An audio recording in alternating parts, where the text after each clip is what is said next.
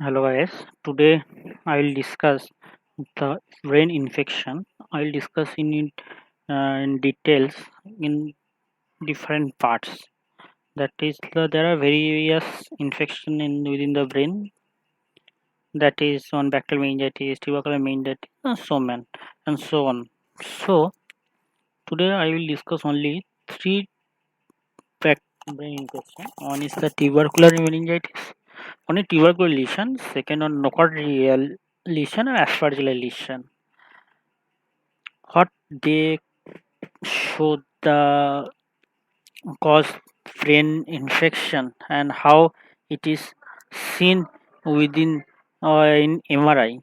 We'll discuss now. Let's see.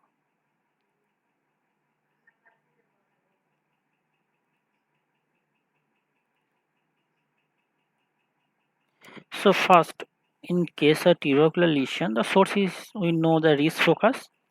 In TB causes various forms of infection. That is the meningitis. It may be leptomeningeal. It may be pachymeningeal. It may be tuberculoma, that is either non-cageating or cageating. It may cause the abscess, or in rare cases, it may cause cerebricitis. Cerebricitis.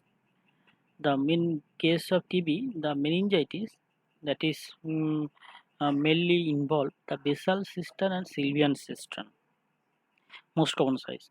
Not only this causes the only meningitis. Due to the meningitis, they also develop sometimes some types of complication. One is communicating hydrocephalus, one is vasculitis that are mainly involve the small and medium vessels, lead to the focal infarction, and later it may cause the MCA territory infarction. It also involves the cranial nerve involvement due to the uh, increased production of the basal exudate that entrap the cranial nerve and lead to the cranial nerve involvement.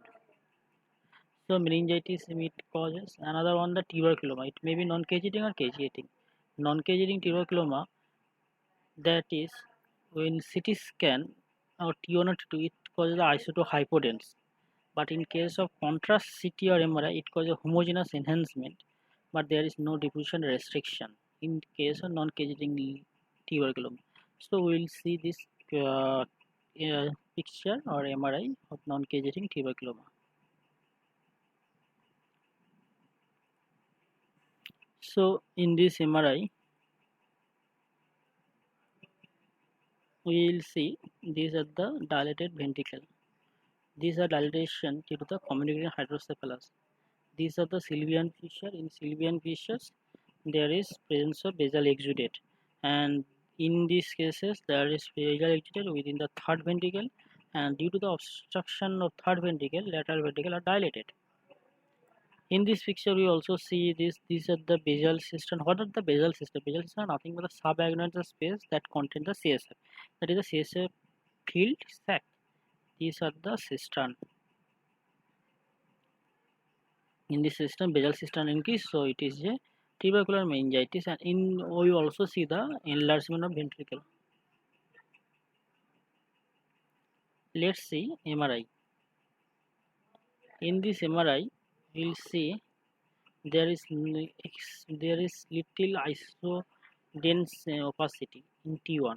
In T2, there is some little hypointensity compared with the CSF in T2, and in T1, with contrast, we see the contrast enhancement with the sac, that is the corresponding nodular enhancement. These are the basal cistern, these are the nodular enhancement surrounding the arterial structures. This seen in case of tubercular meningitis, and these structures, the nodular enhancement within the basal cistern suggestive of the cageating non-cageating granuloma. So we discussed the meningitis, we discussed the hydrocephalus, and also as well as non-cageating granuloma. Let's see more pictures about the non-cageating granuloma. In this picture, you cannot see any lesion with this little with a ground lesion within the T1, that is the isointensity.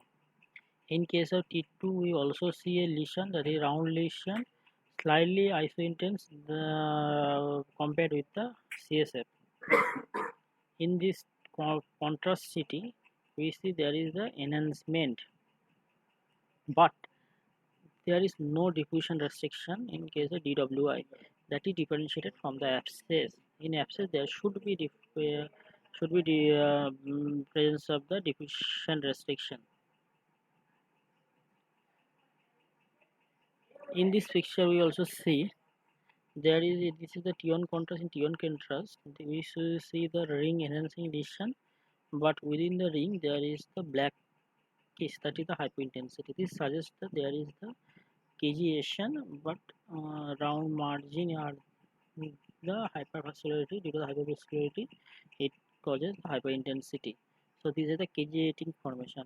You will see there is no diffusion restriction, so it is not abscess. This on the non-cageating granuloma. These are the cageating granuloma. Let's see abscess. In this abscess, we will see in case of T2 we see a round lesion. In case of T1 contrast, there is the hyperintensity and marginal hyperintensity. So it may be cageating granuloma or abscess. Then we will look the DWI. Within the DWI, only this hyperintensity became hyperintensity, not the margin. That is not whole lesion. You will compare this lesion with this lesion. This diameter is less than this diameter, so it is only hyperintensity of this area, not whole area. We will confirm by MR spectroscopy. In MR spectroscopy, there is a high lipid peak. So will MR the large lipid peak is seen. So we discuss about the tubercular lesion.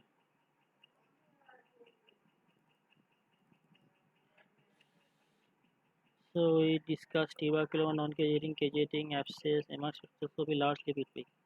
Next TS we will discuss, that is the nocardial abscess. How it will look in MRI. It is also same as tubercular abscess, but difference how will different how will differ from this abscess, how it will differ from this tubercular lesion. In case of nocardial abscess, in T2 there is hypointense rim seen.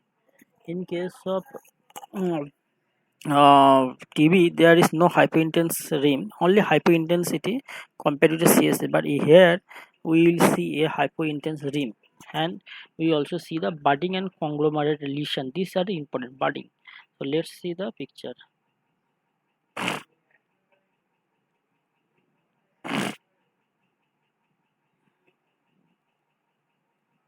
In this picture, these are T1 contrast. In T1 we know that these are T1 contrast. In T1 contrast we show the budding lesion, and with this budding lesion there is the marginal hyperintensity, no intensity within the cyst. These are the budding cyst.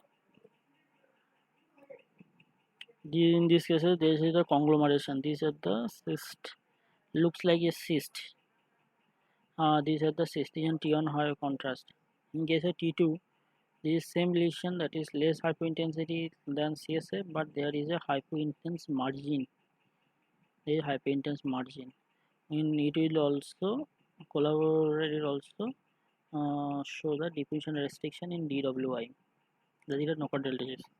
Next we see the aspergillus. Only see the aspergillus MRI. In this is a T2 lesion. In T2 lesion, we will see a lesion, round lesion, that is same little bit less intensity than CSF.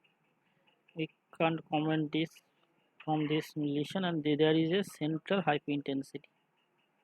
In case of T2 contrast, this hypointensity nothing but nodular enhancement within this lesion, and there is marginal hyperintensity but not uniform, that through the whole circle there is only part it